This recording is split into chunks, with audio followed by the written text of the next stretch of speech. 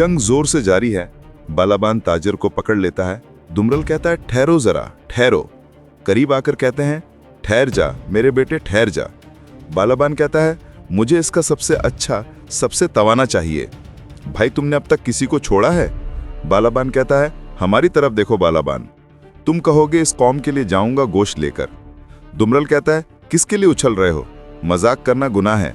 भाई डरो मत, तुम्हें कोई हाथ नहीं लगेगा। चलो अपनी हठधर्मी छोड़ो। बालाबान कहता है, ऐसा ही हो। फिर ताजिर से कहता है, ये दुनिया हमारे लिए मुट्ठी भर मिट्टी है, हम यकीनन दोबारा मिलेंगे, और उसे छोड़ देता है। दुमरल उसे पकड़कर गुस्से से कहता है, मेरी बात गौर से सुनो। बरसा के मुंतजिर कुत्तों के पास जाओ और कहो कि इसके बाद बरसा जाने वाली हर खेप का अंजाम आग होगा और हर फौजी का अंजाम मौत होगा। फिर दुमरल और बालाबान एक दूसरे को देखकर हंस पड़ते हैं। औरहान के बेटे घोड़ों की देखभाल कर रहे होते हैं। आवाज आती है, औरहान सरदार आ गए। बच्चे भागकर आते हैं। बाबा औरहान बच्चों को गले लगाता है और प्यार करता है। सुलेमान कहता है, अब आप कमांडर नहीं रहे क्या? ये सच है? बाबा कासिम कहता है, आपकी तलवार भी नहीं रही। एक आयकुर्त कहता है, मैं रोक ना पाया मेरे सरदार, इन्होंने फौरन सुन लिया। औरहान कहता है, बुरी खबर जल्द फैलती है। ये सच है, अब मैं कमांडर नहीं रहा, मगर मैं तुम्हारे दादा के खातिर जंग जारी रखूंगा, वक्त आने पर तुम भी। कासिम कहता है, आप हार गए हैं, इसलिए आप दादा आपसे मोहब्बत नहीं करते। बाबा नीलुफर कहती हैं, कासिम।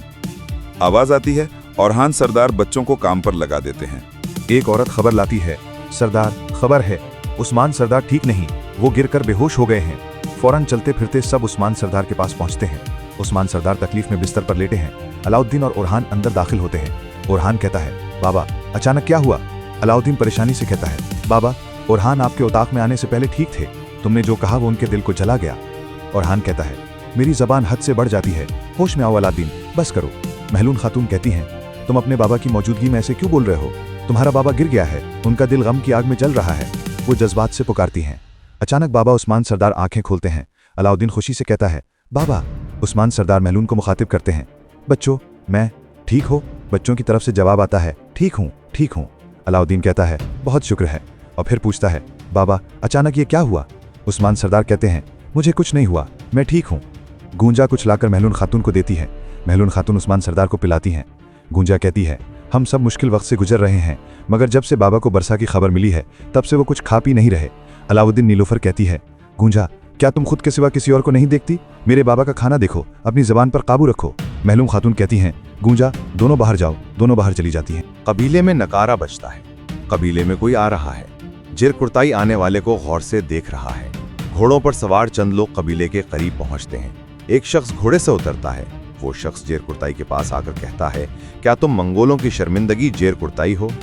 जेरकुर्ताई गुस्से से कहता है, मैं सरदार उस्मान का साथी जेरकुर्ताई हूँ। मंगोल सिपाही को संजीदगी से कहता है, क्यों आए हो? मंगोल जवाब देता है, मैं अजीम एलखानी सल्तनत के वाली तैमूरताश नोयान का एलची हूँ।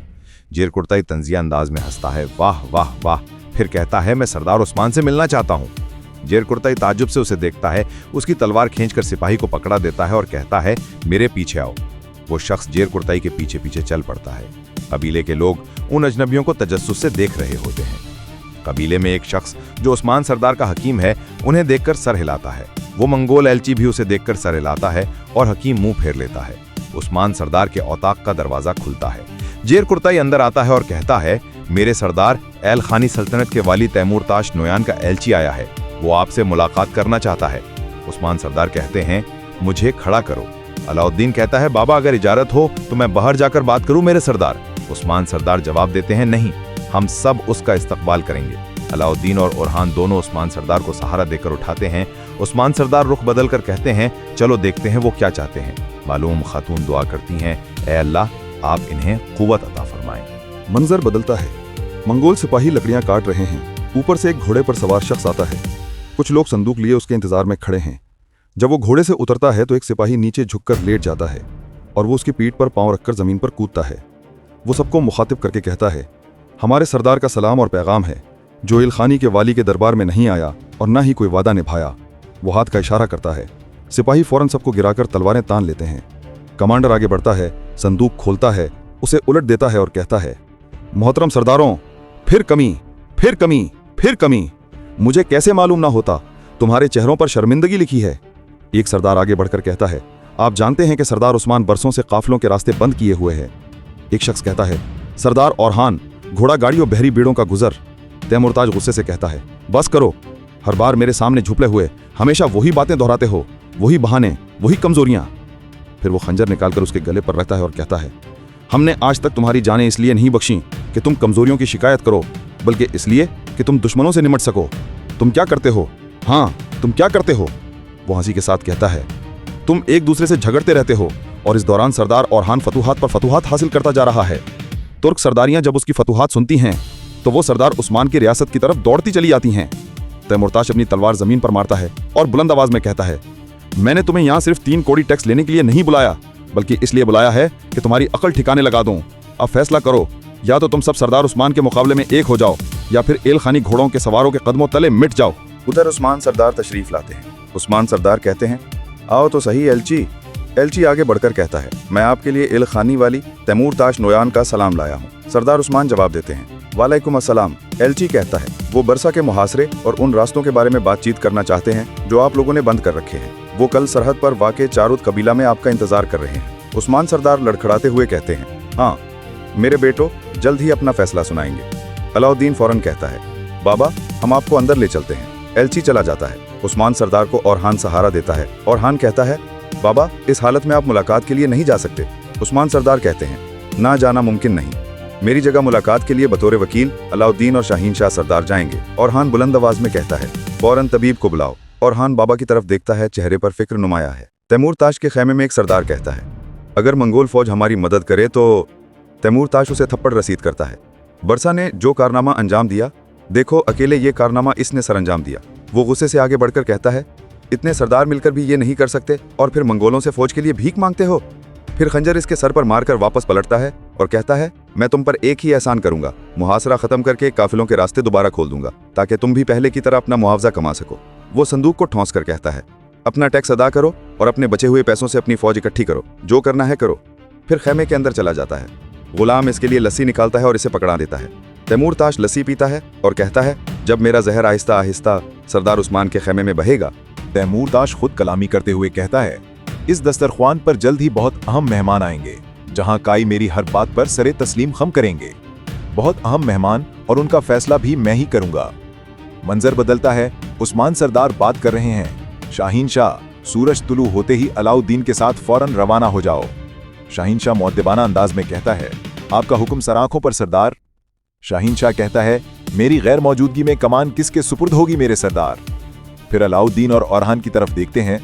जार कोताई, ये जिम्मेदारी तुम्हारी है। महलून खातून, अलाउद्दीन, सब सरदार और औरहान उनकी तरफ देखते हैं। जार कोताई कहता है, जो हुक्म आपका सरदार।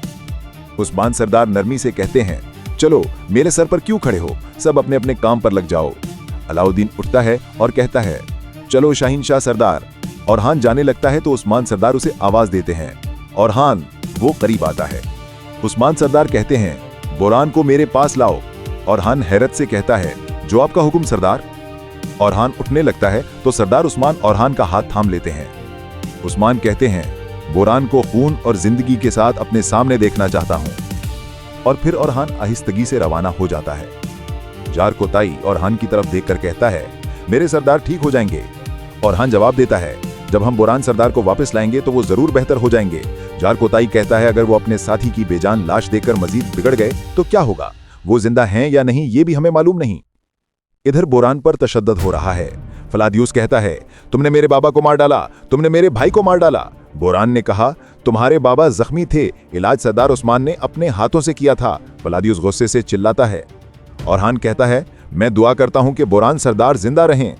फलादियुस बोलने लगता है, फलादियुस इसे इस्तेमाल करना चाहेगा, हम या तो इसे जिंदा लेकर आएंगे या। सारोज का सर जार कोताई खुशी से कहता है, सरदार आप क्या कह रहे हैं। पूछने वाले से कहा जाता है, मैं क्या जानूं, मैं क्या कहूं, मैं क्या हूं, क्या सोचूं, क्या मैं इस पर खुश हूं कि मेरा भाई जिंदा है, या क्या मैं इसकी बेचारगी पर गमगीन हूं। तुम्हारा फर्ज कम नहीं है। औरहान कहता है, मायूस नहीं होना जार कोताई, ये इम्तिहान सिर्फ मेरे लिए नहीं बल्कि हम सब के लिए है। सरदार उस्मान की तरफ से एक आजमाइश है और मुझे कोई शक नहीं कि हम इस पर काबू पा लेंगे। बस मैं जानना चाहता हूं कि मेरे साथ कौन है और कौन नहीं। जार कोताई कहता है, मैं हमेशा आपके साथ रहूंगा सरदार। औरहान कहता है, सलामत रहो। हकीम सरदार उस्मान के खेमे से बाहर आता है और तजस्सुस की नजरों से दोनों को देखकर गुजर जाता है। फिर कहता है, करारगाह तुम्हारे हवाले। बुरान, सरदार मेरे जिम्मे है, हमें फौरन रवाना होना है क्योंकि वक्त हमारे खिलाफ है। जार कुताई खुशी से कहता है। तैमूर ताश के खेमे का मंजर। सारोज दूर से सलाम करता है, कहता है, सलाम हो तुम पर, पराइल खानियों के मोजस वाली। फिर तैमूर ताश कहता है, सलाम, दुआ में, वक्त जाया करने का वक्त नहीं है, अंदर आकर बैठो। सारोज घोड़े से उतरता है और अंदर आता है। वो कहता है, बरसा का अकेले इतने साल दिफा करने वाला शख्स बेहतर इस्तकबाल का हकदार नहीं है। तैमूर ताश जवाब देता है, मैंने तुम्हें अपने दस्तरख्वान पर मधु किया है, क्या तुम और क्या चाहते हो? सारोज, देखो, क्या तुम तुर्क सरदारों की बेबसी नहीं देखते? ये कैसे मासूम बनकर खड़े हैं? या क्या तुम समझते हो कि और खान को अकेले शिकस्त देकर तुम खुद को एल खानी वाली के बराबर समझते हो? और हंस पड़ता है। सारोज कहता है, मैं सरूज कहता है, तो फिर कबीला किसको भेजेगा? क्या अलाउद्दीन नामी मेमने को? ये सब खर्चे के लिए शुक्रिया तैमूर ताश, लेकिन मैं मेमने का जायका चखने का इंतजार करूंगा। उस पर नीलोफर खेमे से निकलती है और कहती है, तुम क्या कह रहे हो? तुम्हारा फर्ज छीना गया है और अब तुम्हें मौत के मुंह में भेजना चाहते हो? औरहान कहता है, मेरे बाबा की शायद यही आखिरी ख्वाहिश थी। मैं बुरान को ढूंढूंगा, जिंदा या मुर्दा। ये सब तभी होगा जब तैमूर ताश सरहदी इलाकों तक आएगा। नीलोफर पूछती है, क्या तुम्हें किसी चीज का शक है? और वो जवाब देता है, हकीम